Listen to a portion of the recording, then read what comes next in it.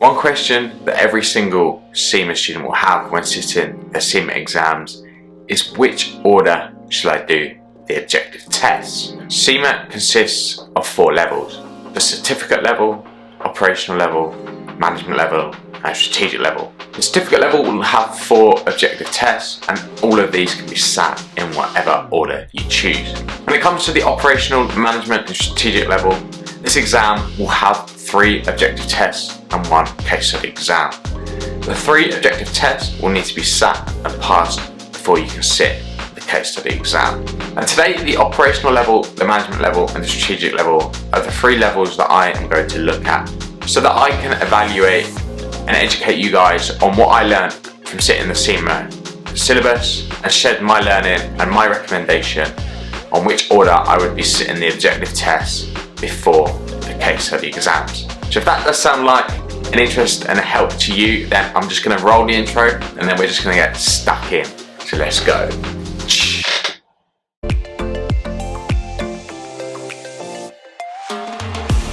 Hello and welcome back to my channel. My name's CRAIGO, I'm a fully qualified chartered management accountant, and today I'm here to help you on your journey to achieving the holy grail of the CGMA status. Today, as I mentioned in the introduction, we are going to be looking at what order you should be sitting your objective tests at the operational, management and strategic level. And overall, from my experience, there are 2 key elements that you need to consider when you're deciding which order you want to sit your objective test exam before your case studies. The first of those is momentum. We all thrive off of momentum. Therefore, it makes logical sense to sit the easiest exams first. And then the second, and probably the most important priority that you need to look at, is in what area is the case study exam going to be predominantly focused on. Across each of the 3 operational, management and strategic levels, you will have the E pillar, the F pillar and the P pillar. So then you need to consider what level you're at within the qualification to determine what area of the syllabus the operational, management and strategic level case studies are likely to focus on. We're going to start with the operational level. And the operational level assumes that you are in the position of an employee of the business. As an employee of the business, you are likely to be involved with the day-to-day doing of the organisation. So you will be doing your financial accountancy, record keeping, you will be doing the processes such as variance analysis on business performance. You will be doing the core tasks of that business. And that is why at the operational level, it is key that you know the theory and the techniques that the business is likely to utilise in their day-to-day operations. And that is why this is probably the most important advice that I could give you, and advice that I wish I had when I was studying for the operational level case study. The operational level case study will be centred around the financial accountancy standards, the F pillar, and also the management accounting techniques, which is the P pillar. The E pillar, although examined,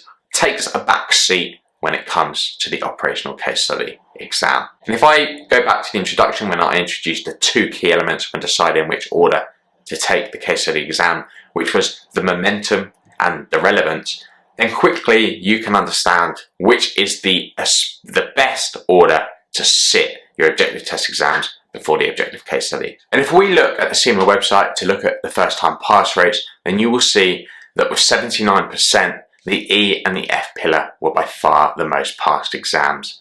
The least passed exam was the P1 exam. I worked predominantly with momentum, so I wanted to get as many exam passes in the bank as I could first time to continue to motivate me towards the holy grail of the CGMA. And this meant that the obvious choice for me, and one that I still believe in, is to sit the E1 exam first, followed by the P1 exam and followed by the F1 exam.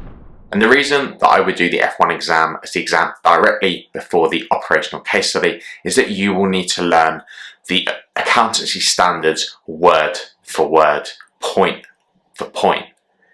And it's far easier for you to go and sit that case study exam if you have directly straight before it sat the F1 objective test exam.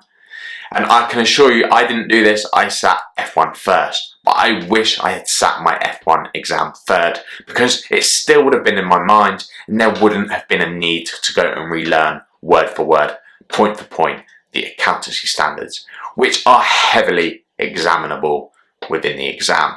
And naturally, that means the P exam will sit as your second exam. And then now we come on to the management level case study exam. For the management level case study, you're putting yourself in the shoes of a manager at your organisation. And essentially, the manager will be involved with making the financial management decisions, as well as looking after the organisation as a whole and the team which they manage. And therefore, that naturally means that the management case study exam is centred towards the E2 and the P2 exam. However, please note that the F2 exam will still be examinable. And if I remember rightly, I had an F2 technical question within my management case study exam. Therefore, it would make logical sense, and I wouldn't put it against you if you went and sat P2 as your last exam before the management case study.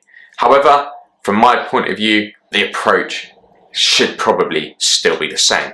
So I sat E2 first because, again, momentum. I wanted to get another one in the bank fairly quickly. I then followed the E2 exam with the P2 exam because I wanted it out the way, because it is one of the harder ones and it is the hardest exam on the syllabus, judging by the first time pass marks. If we look at the latest exam pass marks, the P2 is the lowest first time pass mark of just 52%.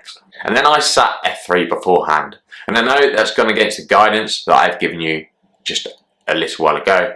However, again, as the accountancy standards were examinable and they are harder to learn and require a lot more effort to learn, I decided to sit my F exam, and I still sit by that decision to sit your F exam as the exam directly before the case study, so that all the accountancy standards are fresh in your mind and you avoid the duplication required with relearning all of the accountancy standards. And note, at this time, you won't just be relearning your advanced financial reporting standards, you will be learning the accountancy standards from F1 and F2, which is a massive amount of memorization that is required. So the more that you have stuck in that brain that you can utilize in your case study exam, the better. And by summary, I would sit by the decision that I made in the order to sit my exams, which were E2, followed by P2, followed by F2. And then of course, sit the case study as soon as you can after you've passed your financial reporting exam. And then that leaves us on to the very last level, which is the strategic level. Now, it's important to note at the strategic level, you are taken in the position of a financial director for that business. And although at the strategic level case study, you should have a sound understanding of the full CIMA syllabus in terms of theory, you will not be asked to recite an accountancy standard or tell me about ABC costing. You will need to have real life examples for how you can help and manage and run the business successfully and profitably unused. And if I look back to my strategic case study exam, I remember walking out of that exam and thinking that none of the theory that I learned for this exam actually came up. And it just relied on knowing real life business examples, having a direction that you could convince the examiner that you believe the business should go, a strategy that you think it should adopt. And that's why at the strategic level, I just say go for whatever order you want. I hadn't failed any exams yet. I didn't fail any exams throughout the whole qualification. I passed them all first time. And I just wanted at this point to get the hardest exams out of the way, because I knew as soon as they were out of the way, they were done. So I sat it in this order. I did F3, P3, and E3. And the F3 exam is a very, very tough exam. So it's good to get that out of the way as quick as you can. When it does come to this case study exam, I strongly advise that you get yourself into a community, into a WhatsApp group, into a Facebook group where you can start talking to others on a daily basis, surrounding yourself with other people's ideas, because that strategic case study is all about ideas and direction that you can take the business. It isn't about learning the theory and how to record a cost or an asset in the financial books. It is about how you manage the business, And the only way that you can develop that learning and that understanding is to surround yourself with people who are generating and giving you different ideas. And that for me was the most valuable resource, on top of having a sound understanding of the theory. So in recommendation, I recommend that you sit the strategic level objective test exam in any order you choose. That is all from me today. I really hope you found that useful, and it's clarified a bit on what order that you should be sitting your objective test exams directly before your case studies. If you did find this useful, then please do let me know down below in the comment section. I'd love to hear from you. That is all from me today. I really hope you enjoyed the video, and until the next time, I'll see you all again soon. Goodbye.